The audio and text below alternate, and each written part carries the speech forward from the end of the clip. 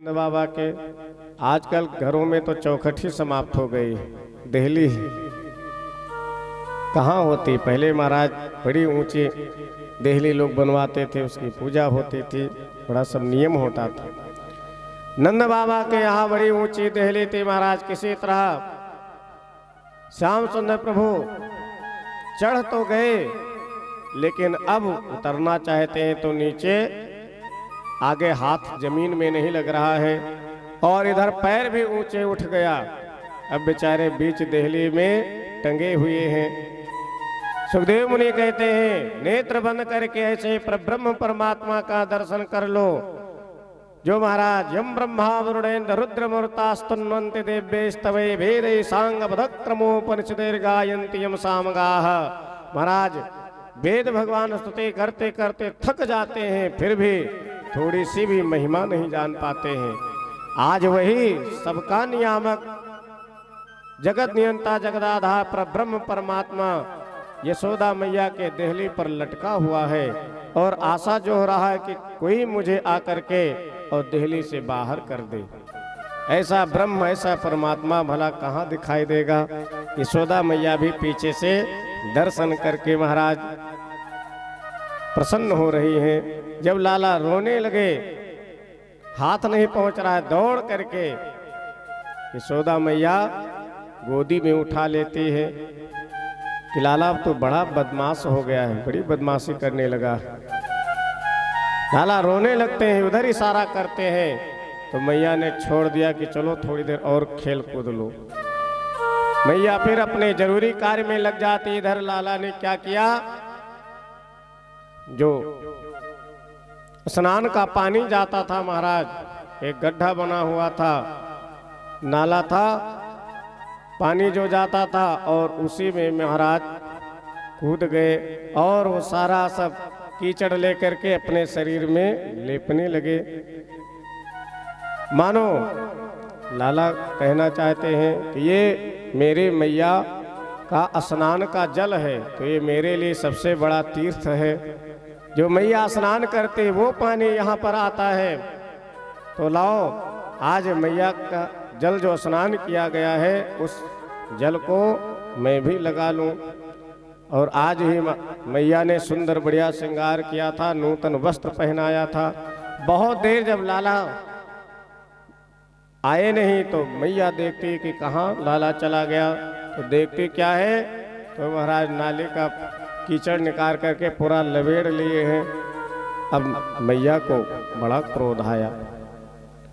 अब माताएं बढ़िया कितना सुंदर से श्रृंगार करती हैं, अनखा लगाती हैं, तेल काजर बकवा लगा करके महाराज नया कपड़ा पहनाए, बालक लोग एक मिनट में पूरा गंदा कर डालते हैं। माताओं को फिर सफाई करने में बड़ी समस्या होती है।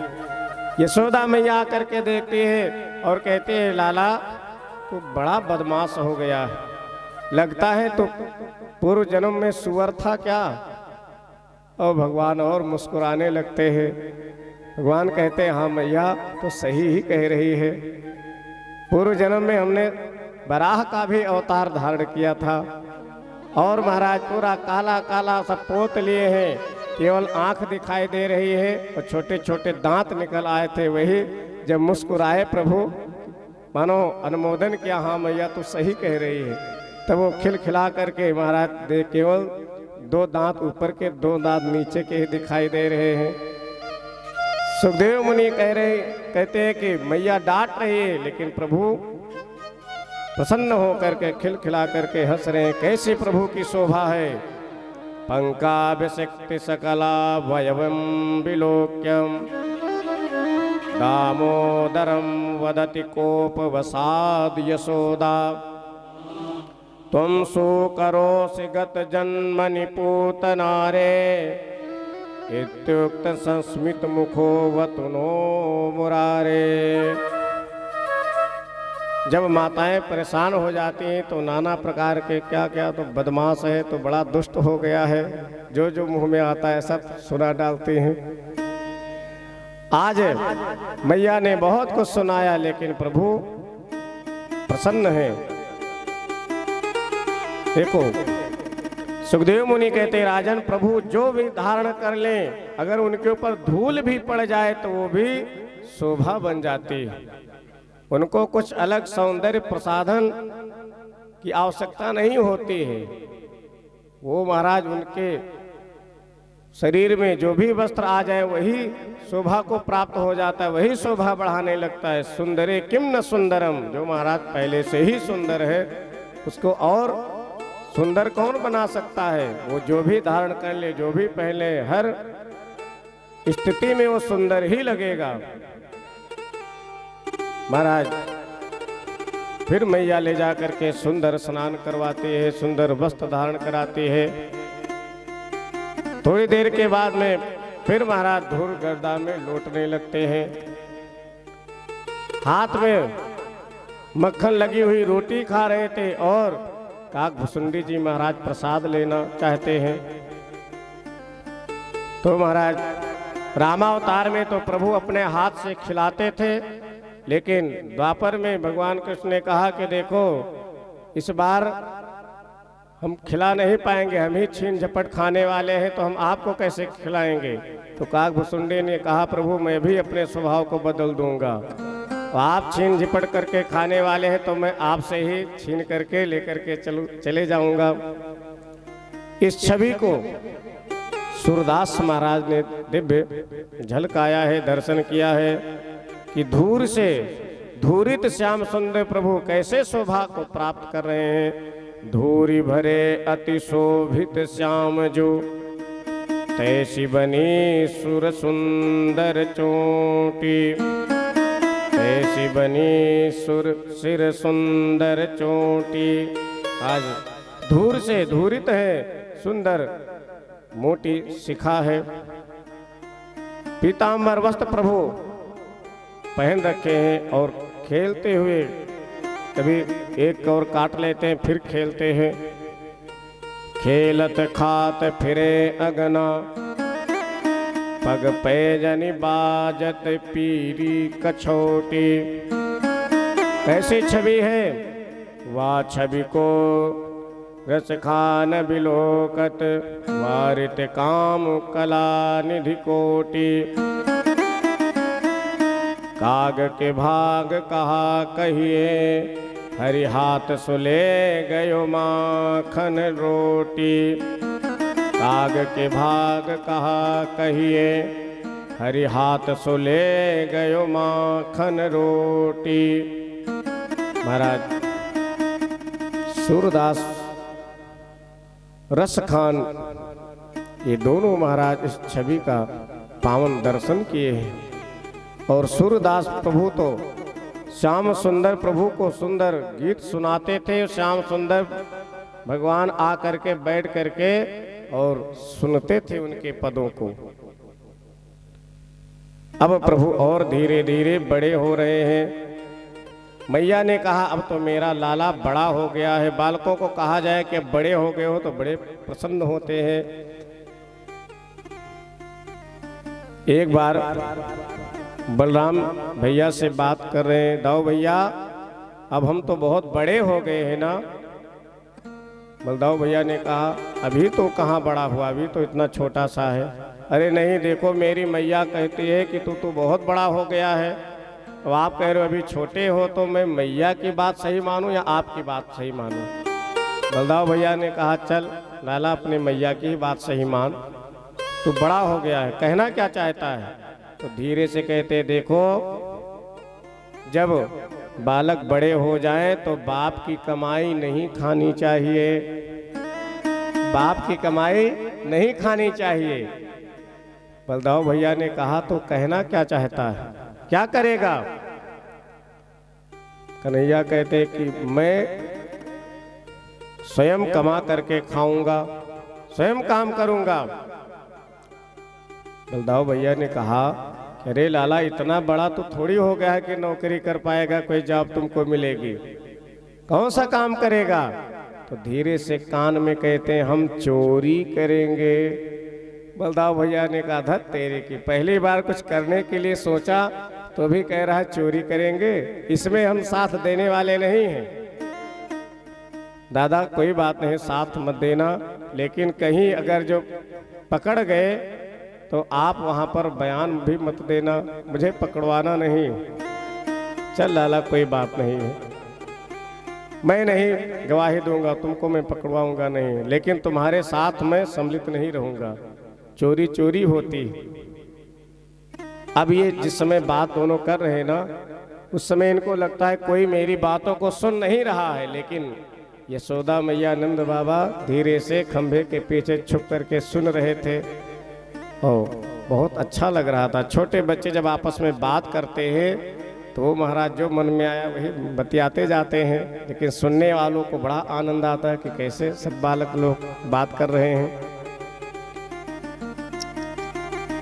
लगा कि ऐसे बात कर रहे हैं, लेकिन अब प्रभु धीरे धीरे महाराज देखो, चोर चोरी कहाँ सीखता है, पहले अपने घर में ही तो सीखता है चोर चोरी। और प्रभु क्या करते, यशोदा मैया नित्य सुबह प्रातःकालीन बेला में प्रातः स्नान करती, जमुना जी में स्नान करने जाती, बड़ा सा दरवाजा था, जैसे उठ करके जाती खोलती, चर्र की आवाज होती, कन्हैया समझ जाते मैया गई, अब अवसर है। धीरे से उठते महाराज, मटकी का जितना माल था ऊपर का सब साफ कर जाते। अब मैया को लगता कि ये कौन भाई साफ कर जाता है, कौन जूठा कर देता है, बिल्ली आती है, कौन आता है। एक दिन याद आए कि ये सब आपस में बात कर रहे थे कि चोरी करेंगे, कहीं कन्हैया की तो बदमाशी नहीं। तो पकड़ने के लिए क्या करते हैं, मैया धीरे से दरवाजा को खोला, आवाज तो आई, लेकिन स्नान करने नहीं गई, वहीं पर बैठ गई धीरे से किनारे में। और इधर कन्हैया को तो पता चला मैया आप गई अपने काम करने के लिए, मैं भी अपना काम निपटा लूं। तब तक महाराज मटके को पकड़ करके प्रभु भोग लगा ही रहे थे प्रेम से। धीरे से दबे पांव यशोदा मैया आकर के रंगे हाथ पकड़ ली। थोड़ी देर के लगा कि वाह मेरा लाला कितना सुबह सुबह भूखा हो जाता है, और मैं तो कभी सोच ही नहीं पाए थे कि इतनी सुबह में इतना इसको भूख लग जाती है।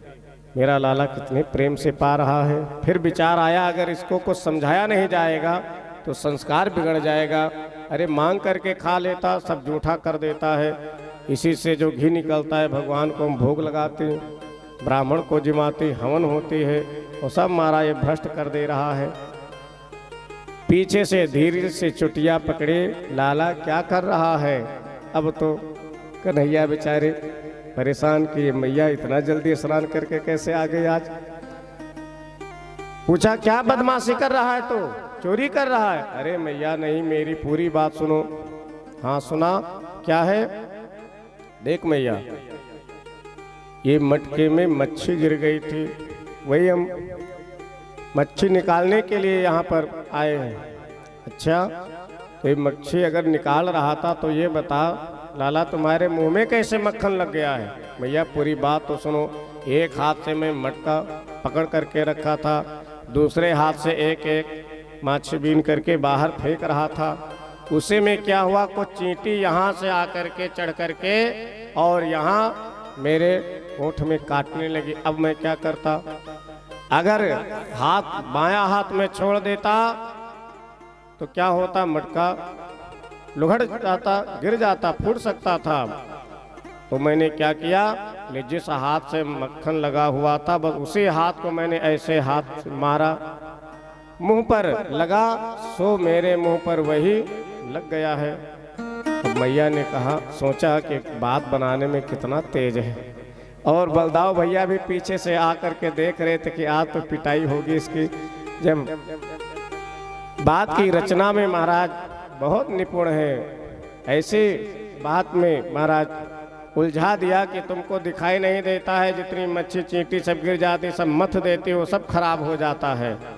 अब मैया को भी एक क्षण के लगा हाँ मेरी गलती है, लेकिन समझ गई इसकी बदमाशी है, ये रोज ऐसा करता था। गोदी में उठा ली,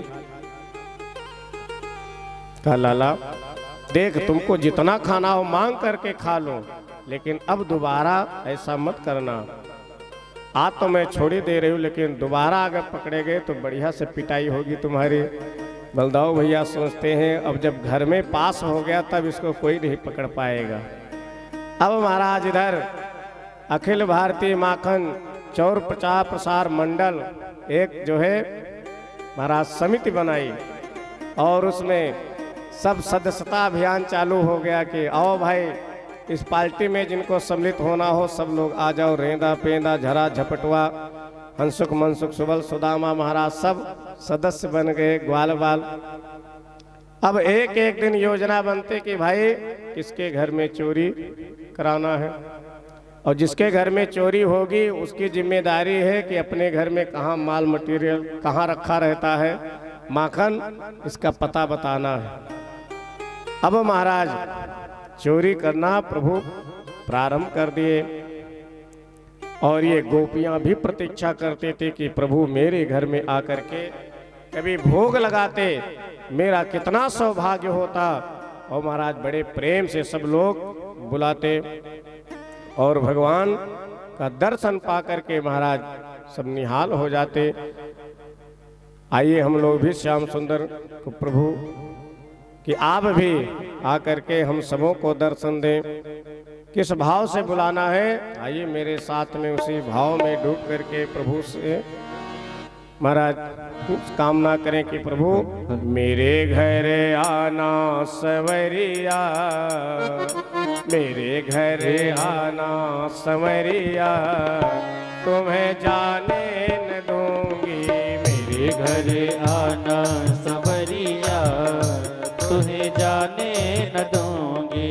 मेरे घर आना सवरिया, तुम्हें जाने न दूंगी।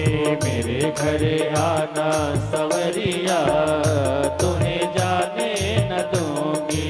जाने न दूंगी लाला, जाने न दूंगी। जाने न दूंगी लाला, जाने न दूंगी। जाने न दूंगी लाला, जाने न दूंगी। जाने न दूंगी लाला, जाने न दूंगी।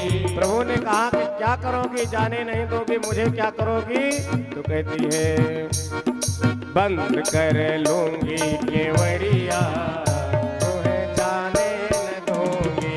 बंद कर लूंगी केवड़िया, तुम्हें जाने न दूंगी।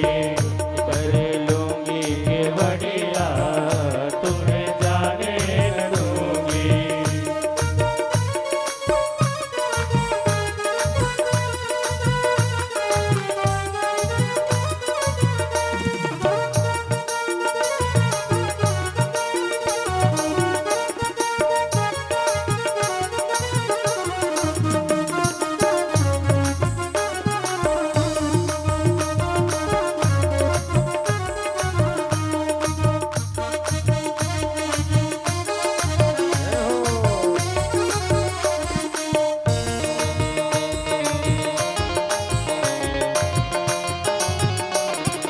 मेरे घर आना तो छुप छुप के आना।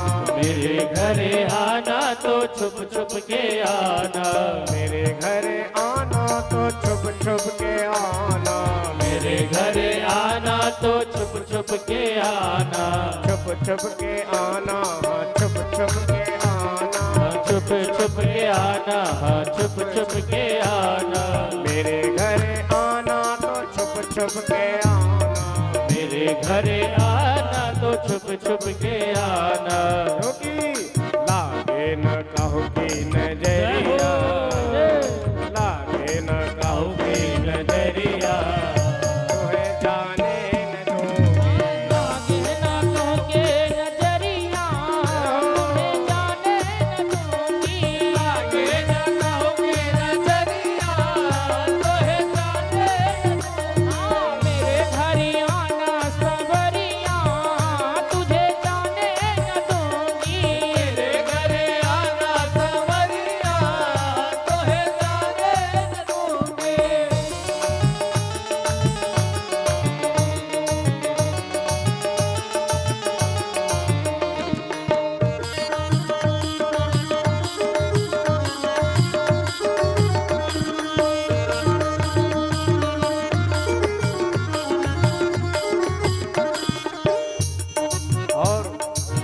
इसलिए कि प्रभु जब मेरे यहाँ आओगे तो मैं आपको दूध दही का पान कराऊंगी और चुन चुन कलियों का सेज लगा करके प्रभु आपको सुलाऊंगी और ओढ़ने के लिए काली कमली में आपको दूंगी। दूध दही को पान कराओ, दूध दही को पान कराओ, दूध दही को पान कराओ, दूध दही को पान कराओ। चुन चुन कलियां से जय सजाऊं, चुन चुन कलियां से जय सजाऊं, चुन चुन कलियां से जय सजाऊं, चुन चुन कलियां से जय सजाऊं। और ओढ़न को हाँ ओढ़न को काली कमरिया तुम्हें जाने न दूंगी। ओढ़न को काली कमरिया तुझे जाने न दूंगी, ओढ़न को काली कमरिया तुझे जाने न दूंगी। मेरे घर आना संवरिया तुझे जाने न दूंगी, मेरे घर आना संवरिया तुझे जाने न दूंगी। जय हो।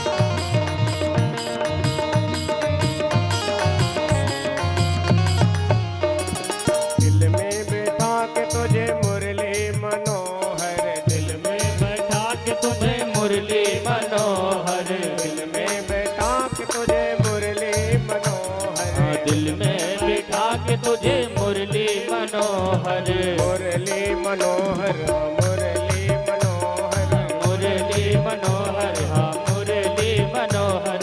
दिल में बैठा के तुझे मुरली मनोहर, दिल में बैठा के तुम्हें मुरली मनोहर। जी भर हाँ जी भर मैं सुनूंगी बसुड़िया, जी भर मैं सुनूंगी बसुड़िया तुम्हें जाने न दूंगी। घर सुनूंगी बसुरिया तुम्हें जाने न दूंगी, घर सुनूंगी बसुरिया तुम्हें जाने न दूंगी। मेरे घर आना संवरिया तुम्हें जाने न दूंगी, मेरे घर आना संवरिया तुम्हें जाने न दूंगी। और सत्या कहती है प्रभु और मुझे कुछ चाहिए नहीं, बस वृंदावन में वास मिल जाए और आपका दर्शन करते करते जीवन कट जाए, बस यही मेरी अभिलाषा है। वास वृंदावन को दीजो संवरिया, वास वृंदावन को दे दो संवरिया, वास वृंदावन को दीजो संवरिया, वास वृंदावन को दे दो संवरिया, दीजो संवरिया दीजो संवरिया, दे दो संवरिया, दे दो संवरिया। वास वृंदावन को दीजो संवरिया, वास वृंदावन को दे दो संवरिया। कट जाए जय हो। कट जाए कट जाए सारी उमरिया तुहे जाने न दूंगी।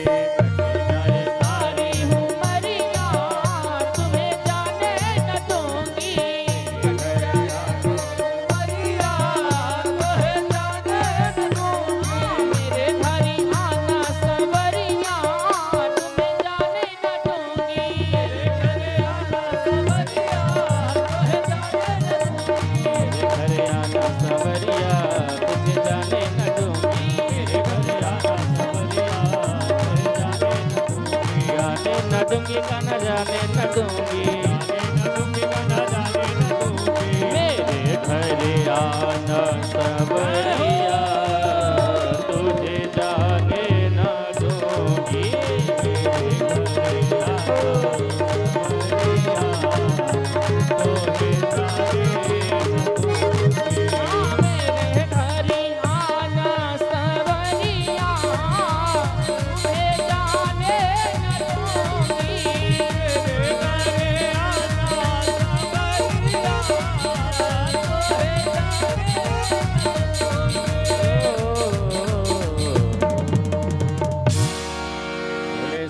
श्याम सुंदर भगवान की जय हो। गोपियाँ कहती प्रभु मेरे घर आओगे तो मैं अपने नेत्रों से आपको दिल में बसा लूंगी, फिर नेत्र रूपी कपाट दरवाजा बंद कर लूंगी कि प्रभु आप निकल न पाओ।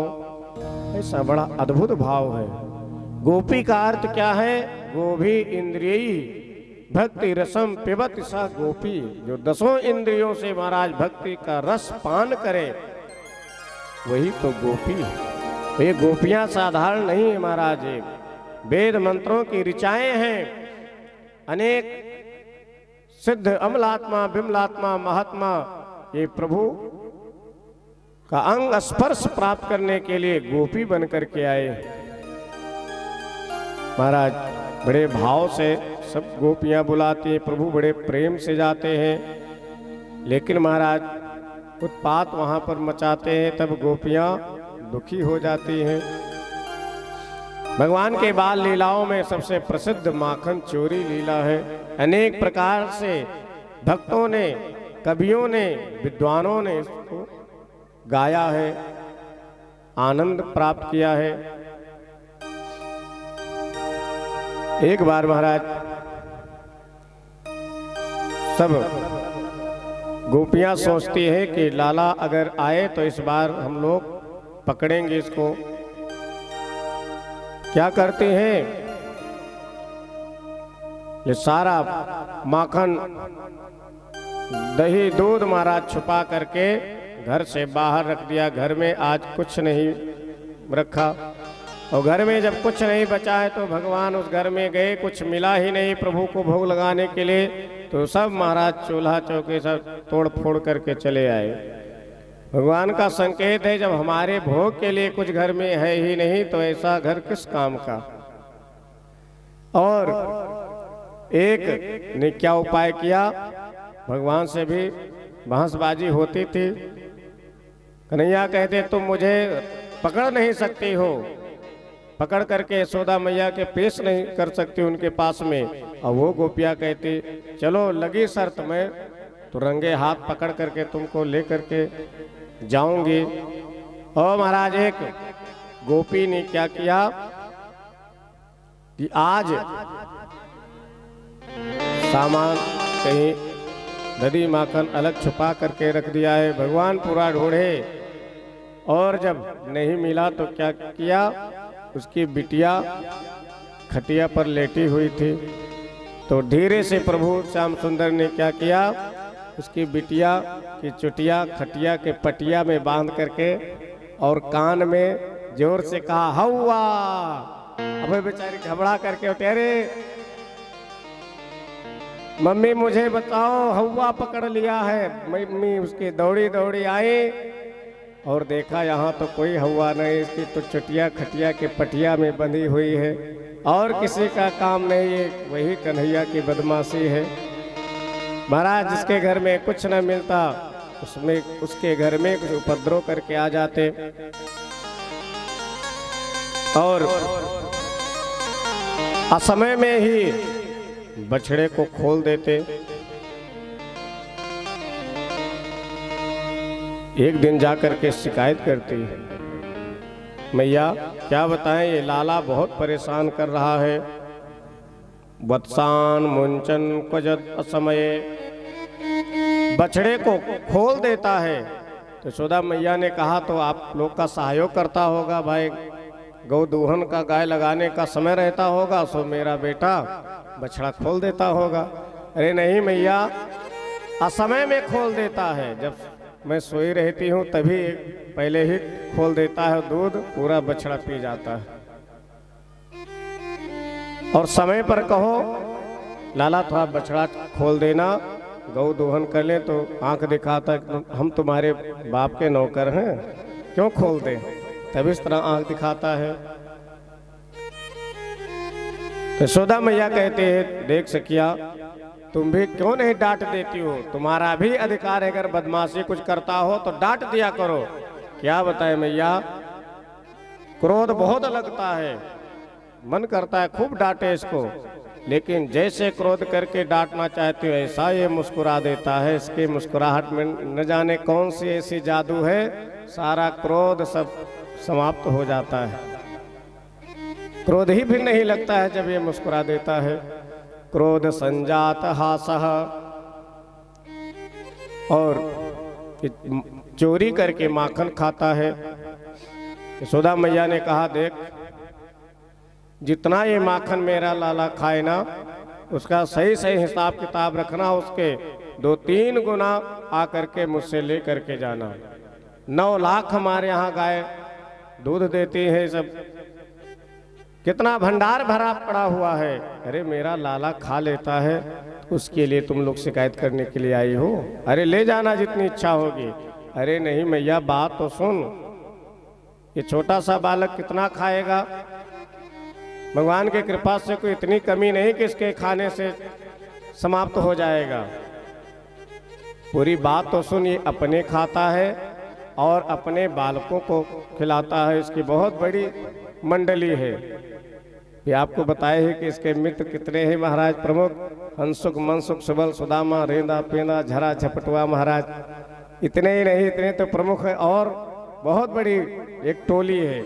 क्योंकि प्रभु ने विरोध किया था कि जो गौमांस खाने वाले हैं, गौवध करने वाले हैं, उनको गौरस खाने का भी पीने का अधिकार नहीं है। क्योंकि कंस आतताई है, गौ हत्या करने वाला है।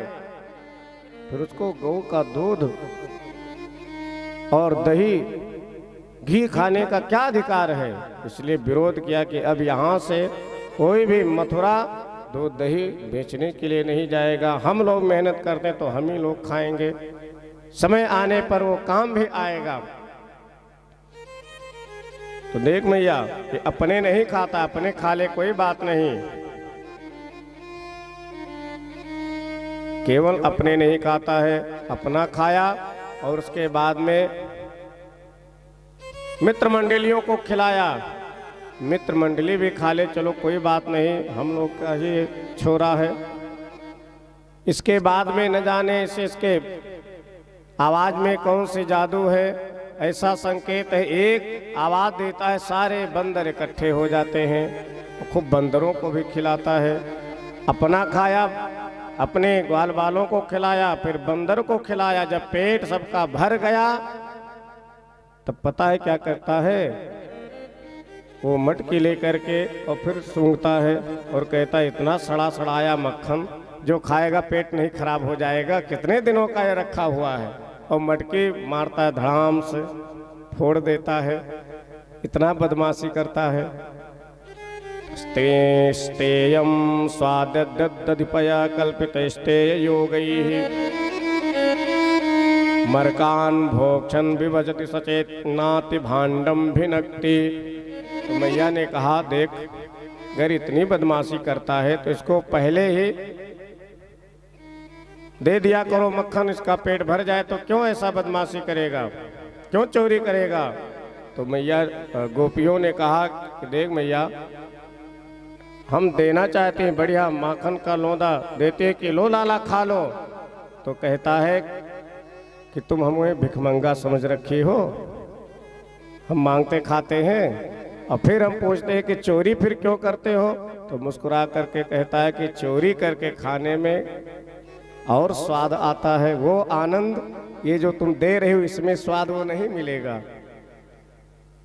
द्रव्यालाभे सगृह कुपितो या तो पक्रोशतो का, जिसके यहाँ कुछ नहीं मिलता है तोड़ फोड़ करके चला आता है। मैया तो परेशान हो गई, देख अब बहुत उलाहना आप लोग दे रही हो, एक काम करना, रंगे हाथ पकड़ करके लाओ, तब मैं मानूंगी, तब इसकी बढ़िया से पिटाई करूंगी।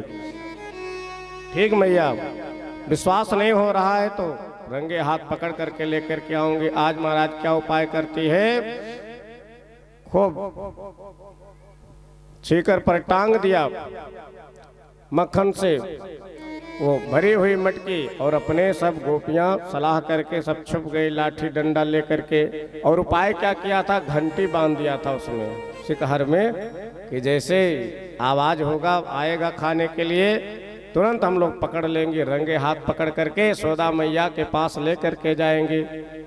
अब इधर शर्त भी लग गई थी। कन्हैया ने कहा था तुम मुझे पकड़ नहीं सकती हो, गोपियों ने भी कहा था मैं तुमको पकड़ करके दिखाऊंगी, यशोदा मैया के पास मैं पेश करूंगी।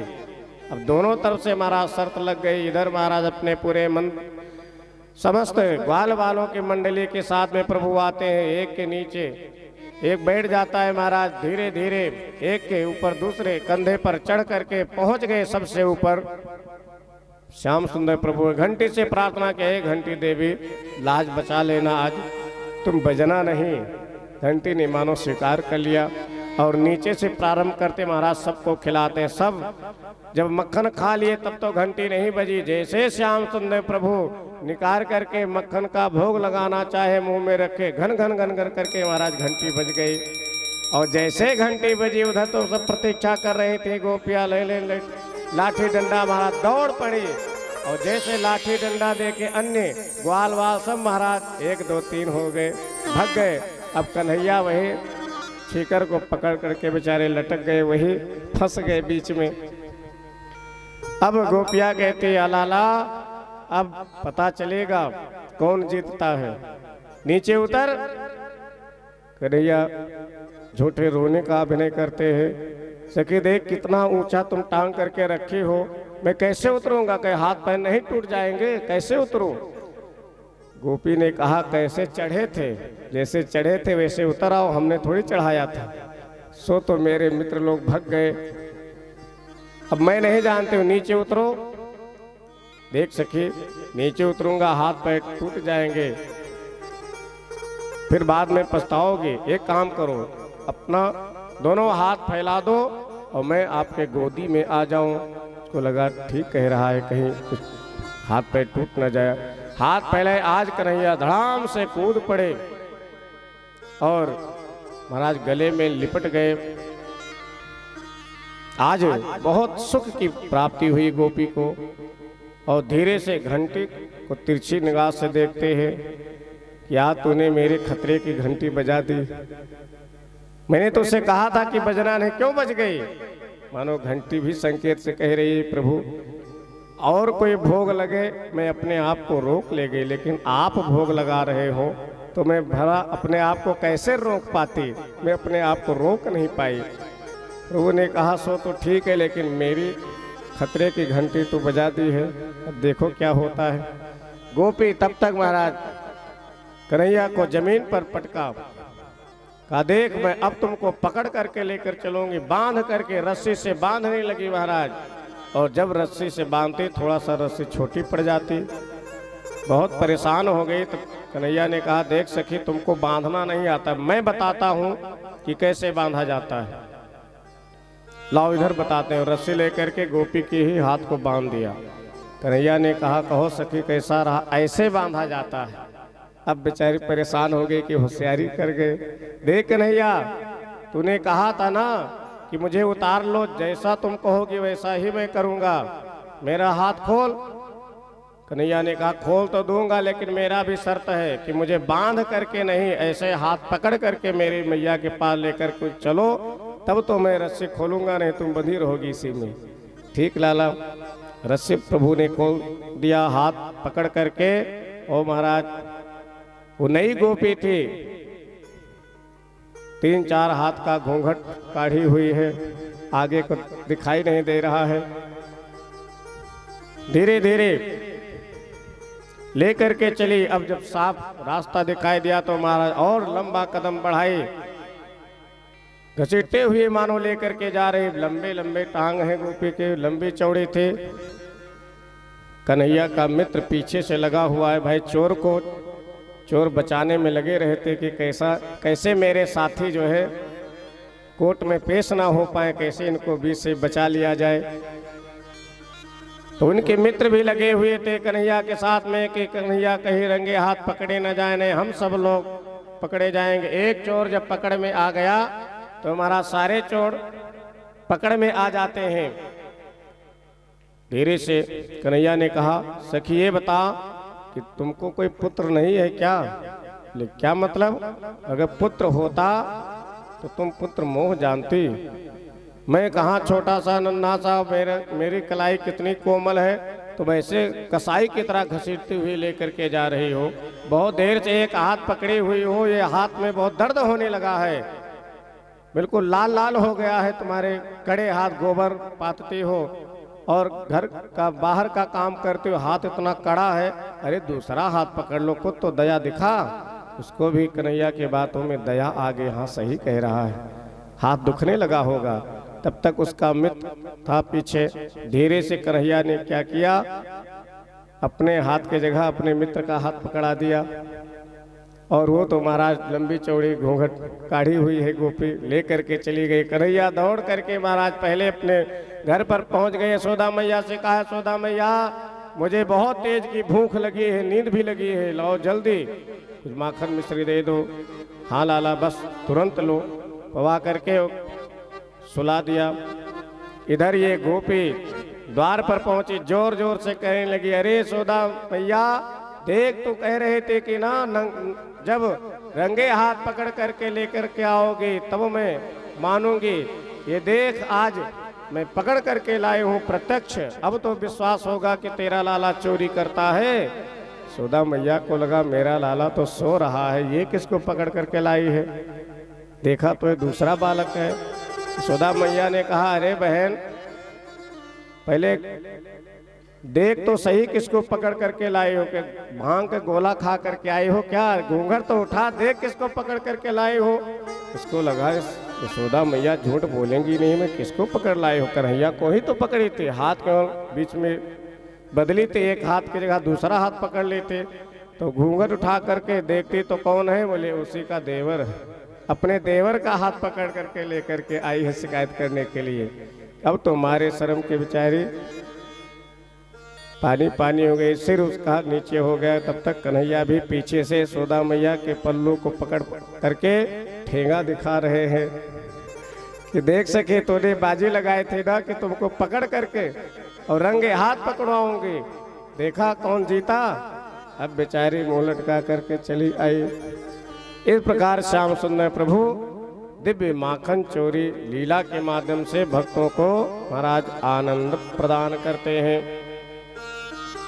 देखिए माखन चोरी लीला ये क्या है, इसको अध्यात्म से ऐसे समझे, मक्खन कैसे तैयार होता है। उसके आदि में जाए तो पहले दूध होता है, दूध को गर्म किया जाता है और गर्म करने के बाद में फिर थोड़ा सा ठंडा किया जाता है, पूरी तरह ठंडा नहीं किया जाता है, थोड़ा सा गुनगुना रहे तब उसमें जावन लगाया जाता है। और गर्म दूध में ही जावन छोड़ दिए तो भी बढ़िया से नहीं मक्खन निकलेगा। तो थोड़ा सा ठंडा हो गया तब जावन लगाया गया और जावन के बाद में फिर मथाने से मथा जाता है और मथाने में महाराज बहुत देर मथानी चलती है और फिर पानी माताएं छोड़ती, दे मथानी दे पानी, और उस मथाने के प्रहार से भी जो महाराज ऊपर उठते रहते हैं, ऊपर आने का प्रयास करते रहते हैं, वही तो मक्खन सार तत्व है। और जो हार मान करके नीचे बैठ जाते हैं वो क्या हो जाते हैं, वो छाछ हो जाते हैं। उसी प्रकार जब मक्खन तैयार हुआ तो उस मक्खन के लिए भगवान चोरी करने के लिए तैयार हो जाते हैं, चोरी करते हैं। तो जो भक्त मक्खन के समान हो जाते हैं उनके लिए भगवान उनको अपनाने के लिए लालायित रहते, चोरी करने के लिए भी तैयार हो जाते हैं। तो मक्खन भक्त कैसे बने, देखो पहले तो संतप्त जीवन होता है, दैहिक भौतिक ताप से व्यक्ति उबलता रहता है। और उसमें सदगुरु देव आकर के अपने प्रवचन और ज्ञानोपदेश से थोड़ा सा शीतल करते हैं, पूरी तरह ठंडा नहीं करते, नहीं तो कुछ करने की आवश्यकता न पड़े। तो थोड़ा सा जो है क्या किए, बोले शीतल किए, और शीतल करने के बाद में सुंदर मंत्र का वो जावन के रूप में समझो, कान में मंत्र सुना दिए, मंत्र मिल गया, जावन लग गया। अब क्या उससे मक्खन हो जाएगा, बोले नहीं, बोले मंत्र मिल गया, शरणागति हो गई, उसके बाद में भी प्रारब्ध रूपी मथानी चलेगी, कष्ट आएंगे और उस कष्ट के बीच में आप हार मान करके बैठ गए कि मैंने मंत्र भी लिया, सब कुछ किया, लेकिन फिर भी संकट आ रहे हैं तो अब कुछ किसी से मतलब नहीं है, हार मान करके बैठ जाएंगे तब महाराज छाछ हो जाएंगे। और उस प्रारब्ध रूपी मतानी पढ़ते रहे, फिर भी आगे बढ़ते रहे, भगवान की भक्ति नहीं छोड़ी, आप आगे बढ़ते रहे महाराज, तो वही सार तत्व मक्खन बन जाएंगे। और जब मक्खन जैसा जीवन हो गया तब उसके लिए भगवान दौड़ पड़ते हैं उस भक्त को अपनाने के लिए। यही माखन चोरी लीला का अध्यात्म चिंतन है। बोले श्री श्याम सुंदर भगवान की जय हो। ब्रजे वसंतम नवनीत चौरम गोपांगनानां च दुकूल चौरम अनेक जन्मार्जित पाप चौरम चौराग्रगण्यम पुरुषम नमामि, चौराग्रगण्यम पुरुषम नमामि। ऐसे चोरों के सरदार हैं प्रभु महाराज। अन्य जो चोर होते हैं वो धन संपत्ति चुराने वाले होते हैं, या कोई ऐसा चोर हुआ जो पाप को भी चुरा ले? पाप को कौन चुराएगा? लेकिन ये चोर जो है प्रभु, अनेक जन्मार्जित पाप चौरम, अनेक जन्मों का जो संचित पाप करके रखे हैं उन पापों को भी चुराने वाले हैं। ऐसे चोरों के सरदार के चरणों में बारंबार प्रणाम है। बोले श्याम सुंदर भगवान की जय हो। माखन चोरी लीला के बाद में प्रभु मृत भक्षण करते हैं, गो रज पाते हैं महाराज, मिट्टी खाते हैं। मिट्टी उठा करके, ये बात श्याम सुंदर ने चखा के, अहो ये ब्रज रज का कितना महत्व है, जरा मैं भी थोड़ा सा टेस्ट करूं। और महाराज अन्य ग्वाल बाल बलराम भैया भी देख रहे थे, जा करके शिकायत की। एकदा क्रीडमानास्ते रामाद्या गोपदारकाः कृष्णो मृदं भक्षितवानिति मात्रे निवेदयत्। माता जी से जाकर के शिकायत किया। यशोदा मैया ने पूछा, क्यों लाला, मैंने मिट्टी खाई है? साफ साफ महाराज झूठ बोल जाते हैं। ना मैया, मैंने मिट्टी नहीं खाई है। ना हम भक्षितवानम वा सर्वे मिथ्याभिशंसिना। ये जितने हैं सब झूठ बोल रहे हैं। भैया ने कहा, हाँ तो ही सत्यनारायण है, बाकी सब झूठ बोल रहे हैं। तो वास्तव में भगवान तो सत्यनारायण है ही, जो सत्य है वही नारायण है और नारायण ही सत्य है। इसीलिए तो हम लोग सत्यनारायण व्रत की कथा सुनते हैं, पूजा करते हैं। बोले श्री सत्यनारायण भगवान की जय हो। श्री सत्यनारायण भगवान की जय हो। प्रभु ने सही ही कहा कि ना हम भक्षितवानम, मैंने मिट्टी खाई नहीं। भगवान मानो संकेत करना चाहते हैं, जिनके अंदर पहले से ही सब कुछ ब्रह्मांड समाहित हो, सारा सृष्टि ही जब इनके उदर में है तो फिर बाहर से कैसे खाना माना जाएगा। एक उदाहरण से समझाया, देख मैया तो कितनी देर से पानी पी रही है और हमें डांट रही है। यशोदा मैया को लगा लाला क्या कह रहा है, लाला मैं पानी पी रही हूँ। बोले हाँ मैया, देख तुम अपने जो मुंह का पानी आता है उसको तो पी रही हो। मैया ने समझाया कि लाला ये अंदर ही हमारे पानी, इसको बाहर से पीना नहीं कहते। इसी प्रकार भगवान ने विराट स्वरूप का दर्शन करवाया। मैया मेरे अंदर भी सब कुछ है, मैं भी बाहर से कुछ नहीं खाया पिया हूँ। दोबारा महाराज विराट स्वरूप का दर्शन प्रभु ने करवाया है। बोले श्री श्याम सुंदर भगवान की जय हो। एक भगवान की और सुंदर लीला है महाराज, उलूखन बंधन। भगवान को ओखली में यशोदा मैया ने बांधा है। क्यों?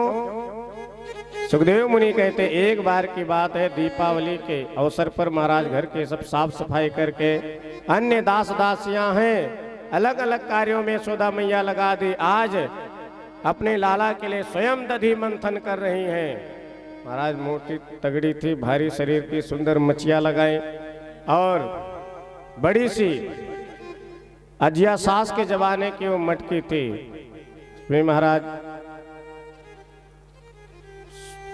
कई लीटर दूध आता था और उसमें महाराज सुंदर आज मक्खन निकालना चाहती हैं और कैसे स्वरूप से महाराज मंथन कर रही हैं, उसकी शोभा अद्भुत है। मनसा वाचा कर्मणा तीनों प्रकार से भगवान का चिंतन कर रही हैं। मन से भगवान जो लीला करते हैं उसका दर्शन कर रहे हैं और वाणी के द्वारा वही गीत गाए जा रहे हैं। जो जो प्रभु कैसे चल रहे हैं, कन्हैया कैसे बोल रहे हैं, क्या क्या लीला कर रहे हैं। और महाराज कर्म के द्वारा यानी हाथों से लाला के लिए सुंदर मक्खन तैयार कर रहे हैं। मनसा वाचा कर्मणा तीन प्रकार की जो भक्ति होती, तीनों भक्ति हो रही है। और ऐसा अद्भुत वो ब्रह्म मुहूर्त की बेला है महाराज, जैसे दधि मंथन हो रहा है उसकी ध्वनि हो रही, उधर गौदोहन का समय है, अन्य ग्वाल बाल सब अपने अपने गायों का दोहन कर रहे हैं, उसकी जो धार की जो झनक है वो मानो एक लयबद्ध तरीके से चल रहा है। और महाराज पशु पक्षी टहनियों पर बैठ करके सुंदर कलरव कर रहे हैं, मानो साम वेद की ध्वनि गायन हो रही है। तो इधर दधि मंथन की वो ध्वनि और गौ दोहन की वो धार की ध्वनि और महाराज उधर पक्षियों का चहचहाना, ये सब मानो एक संगीत लयबद्ध तरीके से श्याम सुंदर के प्रसन्नार्थ ये गायन किया जा रहा है, वादन हो रहा है। जैसे तीन बाजे हैं तो तीनों लयबद्ध तरीके से जब बजेंगे तब अच्छा लगेगा। उसी प्रकार श्याम सुंदर प्रभु तो सो रहे थे, लेकिन यहाँ महाराज सुंदर ठाकुर जी की सेवा के लिए महाराज सब कर्म किया जा रहा है। यानी यानी गीतानि तद्बाल चरितानि च दधि निर्मंथने काले स्मरन्ति तान्य गायत। इतने भाव में विह्वल हुए कि कंचुके से दूध टपका जमीन पर गिरा, छन्न से आवाज हुई। प्रभु की नींद खुल गई। प्रभु को लगा कि मेरे भाग का यह दूध जमीन पर व्यर्थ जा रहा है, तुरंत उठना चाहिए। देखो, जिस माँ के अंदर ममता होती है वो सहज ही अपने पुत्र को याद करके महाराज ममता जागृत हो जाती। और देखो, अयोध्या के एक संत कहते थे कि जो माँ जितना अधिक अपने बालक को स्तनपान कराएगी, उतना ही ममता अधिक उस बालक का उस माँ के प्रति रहेगा, क्योंकि वो केवल पैपान नहीं करा रही, अपितु अपने संस्कार को, अपने संस्कृति को दे रही है। और महाराज यहाँ तो छोटी अवस्था से ही बोतल पकड़ा दिया आपने, तो बड़ा होगा तो बोतलें न पकड़ेगा। बोतल पकड़ने का अभ्यास कम कराना चाहिए। बोले भागवत भगवान की जय हो। पहले छोटका बोतल पकड़ता था, बड़का पकड़ेगा आगे बड़ा होकर के। तो आज कन्हैया को लगा कि तुरंत चलना चाहिए, मेरी माँ मुझे याद कर रही है। और आकर के मथानी प्रभु ने पकड़ लिया। गृहीत्वा दधिमंथानम निषेधत प्रीति मावहन। मानो भगवान संकेत करना चाहते हैं कि बस मैया बस कर, तेरी भक्ति पूर्ण हो गई, और कुछ करने की जरूरत नहीं है, मैं आ गया, मुझे ही तो बुलाने के लिए तो कर रही थी। लेकिन मैया कहती बस लाला थोड़ी देर और रुक जा, अभी ताजा ताजा मक्खन तैयार हो रहा है, तुमको मैं खिलाऊंगी, तुम्हारे लिए ही तो तैयार कर रही हूँ। कन्हैया ने पूछा मैया ये बताओ तुमको दूध प्यारा है कि तुमको पूत प्यारा है? मैया ने कहा जा लाला, ये भी कोई पूछने की बात है, दूध क्या होता है, मुझे पूत प्यारा है, तेरे आगे दूध क्या होता है, कुछ भी तो नहीं है, दूध तो बहुत पहले से था, तू तो अभी कुछ ही दिन पहले आया है। ठीक है, बड़े प्रेम से यशोदा मैया गोदी में बैठा करके पेयपान कराने लगी। बाल हट भी बहुत बड़ा हट होता है महाराज। जब बालक लोग अपने पर उतर आए तो कोई काम करने नहीं देते, जब वो चाहते हैं वही हो, नहीं तो फिर रोने लगेंगे। बाला नाम रोदनम बलम। अब यशोदा मैया को लगा एक और मथानी चलाने नहीं देगा, तो लाओ इसे को संतुष्ट कर दूं। और महाराज प्रभु पेयपान किए जा रहे हैं, तब तक चूल्हे पर दूध बैठा करके यशोदा मैया आई थी। आज उन दूधों को लगा कि जब लाला श्याम सुंदर प्रभु अपने माँ के ही पयोधर से तृप्त हो जाएंगे तो मुझे कब पिएंगे। तो अगर प्रभु ने मेरा तिरस्कार कर दिया तब तो मैं कूद करके अग्नि में जान दे दूंगा। और मानो वो दूध उफान मारने लगा। दूध चाहते हैं ना तो उफान मारने लगते हैं। अब मैया की दृष्टि गई कि ये तो दूध गिर रहा है अग्नि में, और लाला को जमीन पर पटक करके दौड़ करके गई तेजी से कि दूध उतार ले। अब कन्हैया को बड़ा क्रोध आ गया कि देखो हम अभी तृप्त नहीं हुए थे। अतृप्त मुत्सृज जबे न साया, अतृप्त अवस्था में ही हमें छोड़ करके चली गई। ये मैया भी बड़ी झूठी है। अभी तो कह रहे थे कि मुझे दूध नहीं, पूत प्यारा है, और दूध के लिए पूत को पटक करके चली गई। और भगवान को क्रोध लगा तो प्रभु ने क्या किया, संजात को पास्फुरितारुणाधरम। महाराज आंखें लाल लाल हो गई, ओठ फड़फड़ाने लगे, बेकाबू हो गए। जब किसी को क्रोध लगता है तो क्या करता है, या तो अपना सर फोड़ेगा, या तो सामने वाले को फोड़ देगा, या तो बहुत लोग मोबाइल टीवी फोड़ देते हैं, जो भी सामने दिखाई दिया वही फोड़ फाड़ डालते हैं। तो भगवान तो बुद्धिमान है, अपना सर तो फोड़ेंगे नहीं। वो लोग अपने सर पटकने लगते हैं, फोड़ने लगते हैं। भगवान ने सोचा भाई अपना सर क्यों फोड़ा जाए, जो सामने दिखाई दे उसी को फोड़ा जाए। सामने क्या दिखाई दिया, वही महाराज पुरानी मटकी गगरी दिखाई दी। भगवान एक पत्थर उठाया और दे मारा धड़ाम से। अब तो महाराज वो गगरी फूट करके और पूरे आंगन में सारा दूध महाराज, वो दही मक्खन सब पसर गया।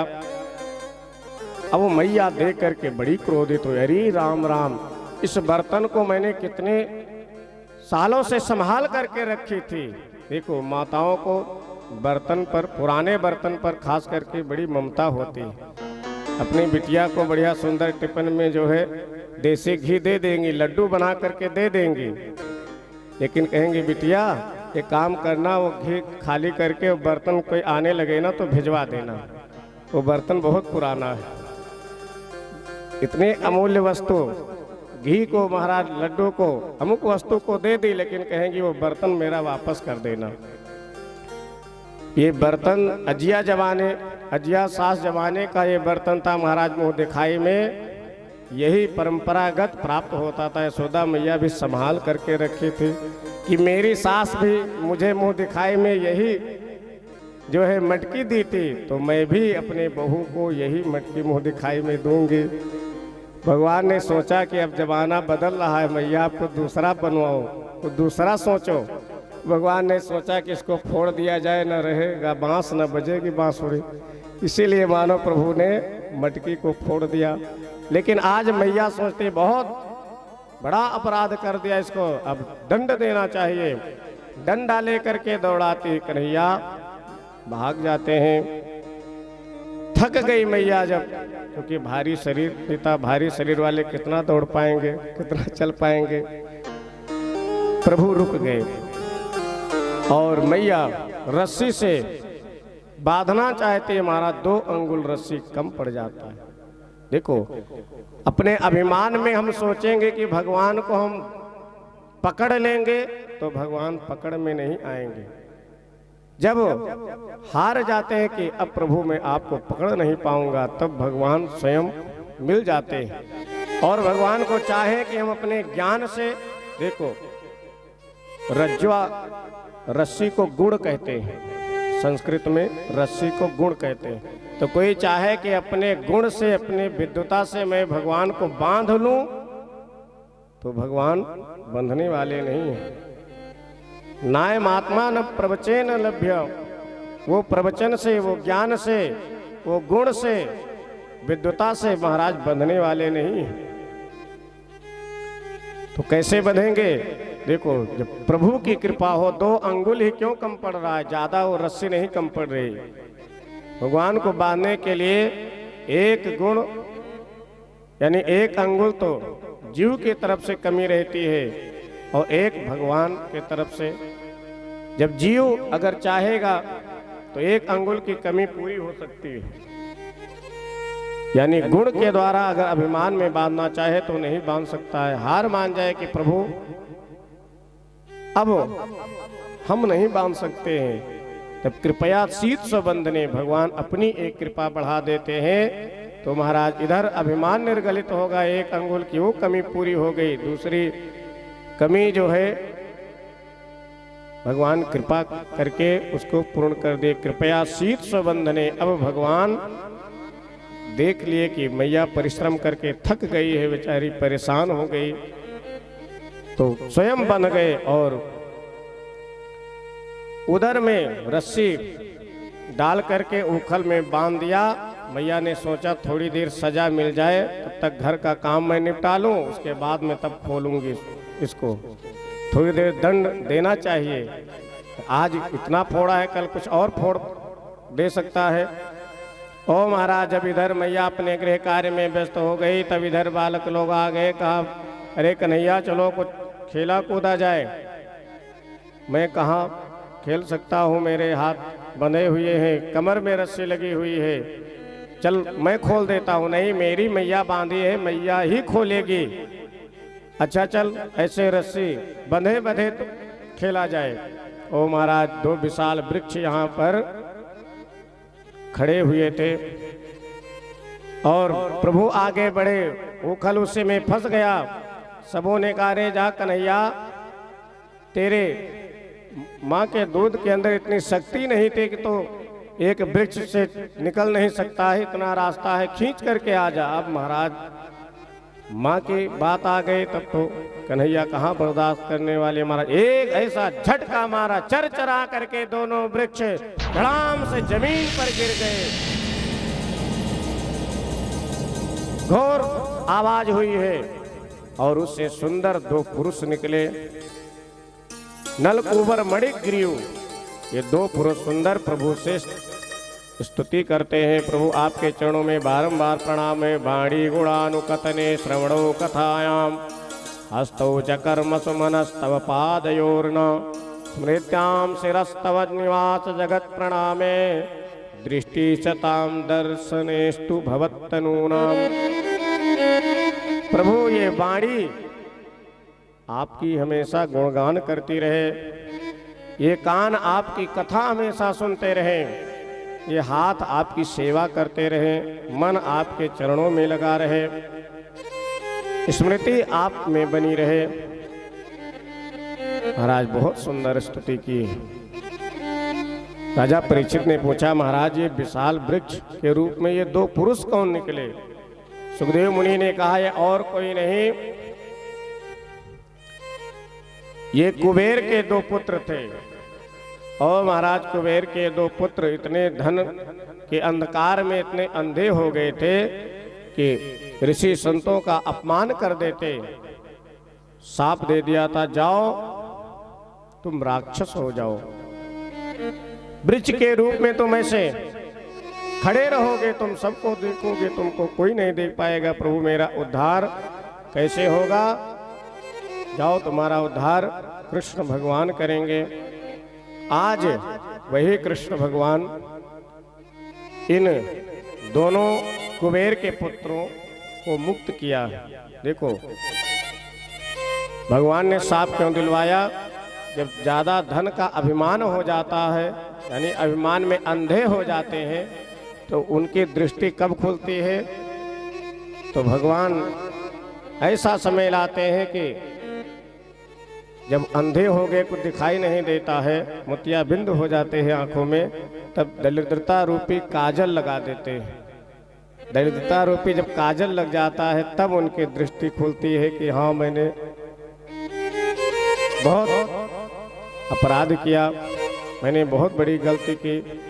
तो आज ये अब समझ गए, क्षमा मांग करके पुनः अपने लोक को चले जाते। बोले श्री श्याम सुंदर भगवान की जय, श्री श्याम सुंदर भगवान की जय हो। फल विक्रयणी के ऊपर कृपा होती है श्याम सुंदर प्रभु की। फल मुझे दोगे? हाँ प्रभु मैं फल दूंगी, सब ले जाओ। भगवान एक मुट्ठी धान में महाराज उसकी पूरी टोकरी हीरे जवाहर से भर देते। हम भगवान के लिए थोड़ा सा भी देंगे। महाराज जो फल चढ़ाते हैं, जो वस्तु चढ़ाते हैं, भगवान कर्ज नहीं रखते हैं। वो महाराज उनके दृष्टि में थोड़ा सा भी देंगे। उनके 1000 हाथ है महाराज, सहस्रा से रेखा पुरुखा सहस्राक्ष सहस्त्रपाद, थोड़ा सा भी देंगे तो हमारे लिए बहुत हो जाएगा। फल विक्रयणी चली जाती। इधर सबों ने विचार किया कि भाई आए दिन में अनेक उत्पात होते रहते हैं। इधर विशाल वृक्ष गिर गया। यशोदा मैया भी बहुत परेशान हुई, लाला को प्रेम से लेकर के गई, क्षमा मांगी। भगवान श्याम सुंदर चरणों में गिर गए कि मैया उल्टी गंगा क्यों बहा रही हो, हमारी गलती थी। सभी जब गोपियां डांटने लगी कि इतना सुंदर बालक, एक पुरानी कितनी घिसी पिटी मटकी के फूट जाने पर इतना बड़ा सजा दी, आज कुछ हो गया होता तो हम लोग कैसे जीवित रह पाते। आज पश्चाताप किए। क्रोध में बालकों को तो माताएं सजा देती, मार देती, लेकिन बाद में फिर रोती भी है कि बिना मतलब इतना हमने दंड दिया, मार दिया। और अब सबों ने विचार किया कि अब यहाँ छोड़ करके वृंदावन चलना चाहिए। महाराज सारे सब सामान लाद करके वृंदावन की तरफ प्रस्थान करते हैं। बोले श्री वृंदावन बिहारी लाल की जय हो। श्री वृंदावन बिहारी लाल की जय हो। महाराज वृंदावन में गोवर्धन है, सारे प्रकार से सारी सुविधाएं वहाँ पर उपस्थित है। तुलसी का वन है, वृंदावन की अद्भुत शोभा है महाराज। सब वृंदावन के लिए